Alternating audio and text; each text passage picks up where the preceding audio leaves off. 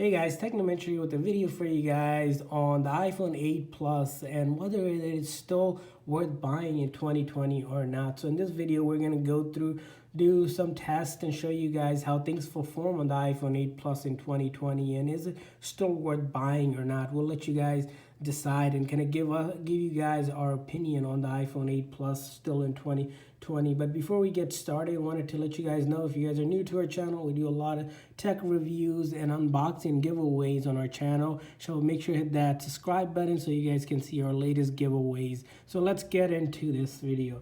First thing we want to note is the iPhone 8 Plus was released in 2017 September time period around the iPhone 10 or the iPhone X, which might have overshadowed its release because of the releasing at the same time, but that doesn't take away from some of the unique features that the iPhone 8 Plus resembles and has that are very similar to the iPhone X, but at almost a fraction of the cost.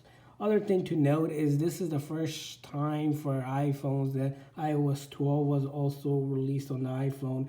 And as you can see, the screen size you have is the 5.5, which is the bigger screen size of the iPhone. If you're looking at the iPhone 8 has a 4.7, and then the Pluses usually have a bigger screen size. So this is a 5.5 inch. The resolution on this phone is a 1080 by 1920, so a lot of a good resolution for even gaming or if doing video recording. Also to note, it has the A11 Bionic chip that Apple has developed with 3 gigs of RAM, so enough power for doing small to large tasks and also heavy gaming as well on some of the apps. Also to note is that the storage on the iPhone 8 Plus has 64 and 256 gigs. So if you're looking for a bigger storage, this is the first time Apple has released the 256 gig storage on its iPhone 8 and the 8 Plus. Also to note, it does have a bigger battery because it is a bigger size phone. The battery it has is a 2691 mAh. Also, you'll note in terms of the camera that there's a dual 12 megapixel camera on the back, and the front camera is a 7 megapixel on the front size for your front facing photos. So let's get right into some of the pros of the iPhone 8. So the iPhone 8 it has, like I mentioned, an excellent, outstanding dual camera lens that allows you to shoot if you open up the camera in what's known as portrait mode for the first time. So with this portrait mode, as you can see, there's multiple options for different settings of, doing portrait picture, which turns out to be really great photos if you do a lot of portrait mode pictures. So if you guys are ever looking to do that, test that out because this is really a unique feature on the iPhone 8 Plus and the first time that Apple has released that mode. Also, in terms of doing video, it allows you to do 4K video recording. As you can see here, it has 4K up to 60 frames per second, which the iPhone 8 and some of the newer iPhones have as well. So in terms of the camera, that is great because you're getting the same kind of specs that you get on the latest camera as well. And then you also have slow-mo and then time-elapse, some of the other features to also note. Also to note that as you see, this phone has a glass back which allows you to do wireless charging by simply placing on the wireless pad. It will charge for you. This is the first time that with the iPhone 8 and the 8 Plus that Apple has introduced wireless charging. It isn't true wireless as you still have to lay it on a pad that has charging capabilities.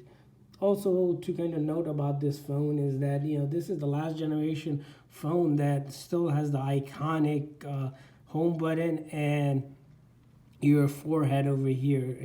With the iPhone X, it completely removes both of that.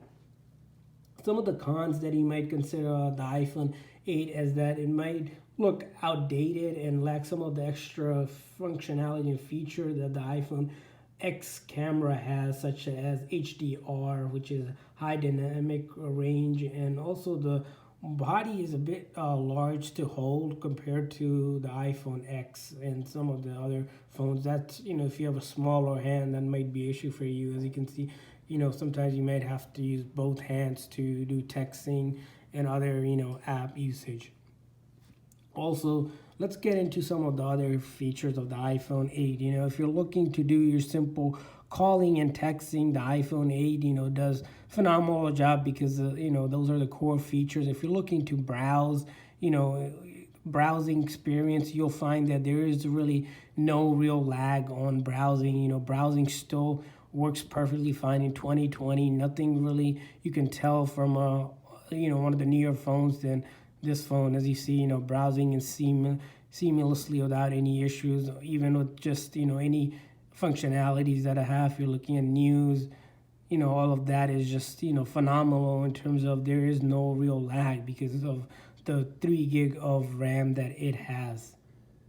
Also, let's take a look at some of the apps. If you're looking as this app to do some of the other component, like using the phone as GPS, you'll see when I open it up, perfectly opens up Google Map. Even the native map app itself opens it up without any issue. If you're a big Yelper, looking to browse in Yelp, as you see right here, I opened up the Yelp app, it fired, and I can start searching. Waze here, another cool navigation app. If you're looking to do that, it works perfectly fine. If you're big into streaming, such as YouTube videos, as you see right now, I opened up YouTube, and in a second or two it starts loading it up because it's the first time I opened up in a while. It does take a bit longer, but once it's going, you'll see it opened up, and you can start looking at and kind of do whatever you need to do. If we click on the actual video here, as you see, it popped up right without no real issue. Clicking another one, ads pop up like normal, but no real issue with it. As you see right now, even with you'll notice with this phone, you can do, because it's a bigger screen, it's even awesome to look at videos. So that works perfectly fine. If you're a big music person, YouTube Music or any music streaming app, Kick works without really any issues as well. As you see right now, if I click on shuffle here, works without really any issues. So we'll close that up. Pandora as well.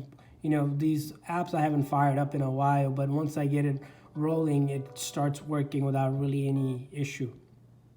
Also to note that if you use social media, Facebook, Instagram, TikTok, all of those other apps are pretty compatible. You're not going to have any issues, playing those, or using those applications. Gaming wise, I found that, you can play games such as Minecraft and PUBG without really any issues. As you can see right now, I fired up PUBG without really, any issues. And, you can play that game really without really any issues. Angry Birds here, another game I'm opening up, as you see, really no real issues with this because it allows you to, game as you need to. And then finally, final conclusion of this phone in 2020. Is it worth buying? Definitely. I think iPhone 8 Plus, in my opinion, is still a great phone with a spectacular camera that offers lots of what the iPhone X has under the hood, and Apple will no doubt still do some upgrades for it in the coming years. Also to note that it's not the iPhone 11 Pro Max, but the iPhone 8 Plus is still a great alternative, affordable, feature-filled phone that you guys can get. So check out the link down below in the description. I included, I believe you can get these on eBay and Amazon for under $350, which is fantastic because it does compare with some of the latest phone, but at fraction of the cost. So thanks for watching, guys. Leave a comment in the description below of what phone you currently have.